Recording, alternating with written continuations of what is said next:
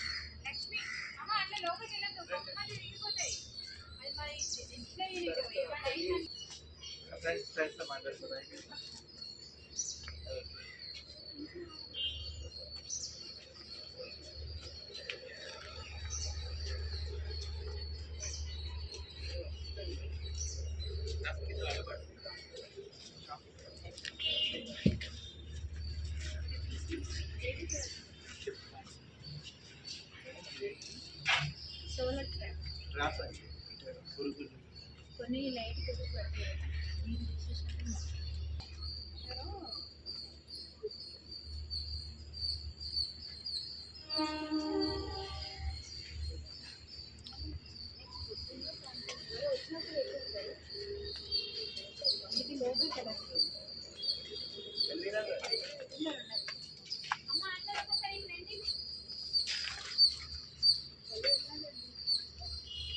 Sir ఒక్క second. ఇప్పుడు ఇక్కడ ఏంటంటే వర్మీ కంపోస్ట్ తయారు చేయడం చెప్పండి. వర్మీ కంపోస్ట్ ఏంటంటే ఇళ్లలో తయారు చేసుకోవచ్చు, పొలంలోనూ తయారు చేసుకోవచ్చు అండి. బిజినెస్గా పెద్ద బల్క్లోనూ చేసుకోవచ్చు. మన ఇంట్లో కెమికల్ వాడకుండా మన ఇంటి వరకు తయారు చేసుకోవడం ఉంటుంది.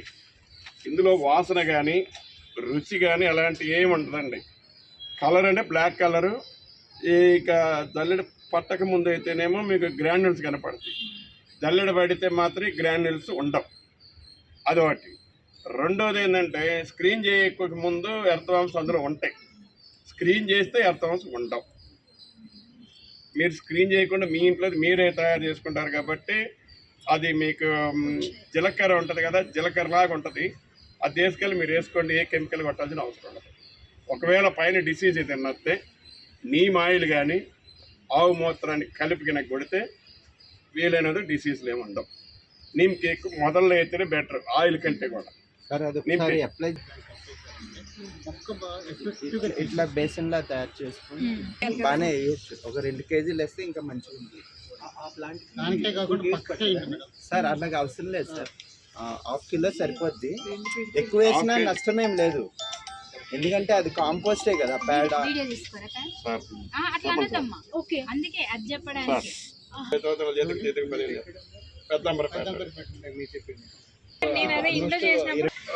అది దాదాపు చాలా బయటకు వచ్చారు. బయటకు వచ్చేసి ఇంట్లోకి వచ్చిన అనుకోండి మీకు కొంచెం ఎఫెక్ట్గా ఇంకోటి ఏంటంటే ఈ సేంద్రియ మనపాములో ఉండేటువంటి అన్నీ ఉంటాయి కాబట్టి మనకు ఎట్లయితే ఆహారంలో మనం తినేటప్పుడు ఎట్లయితే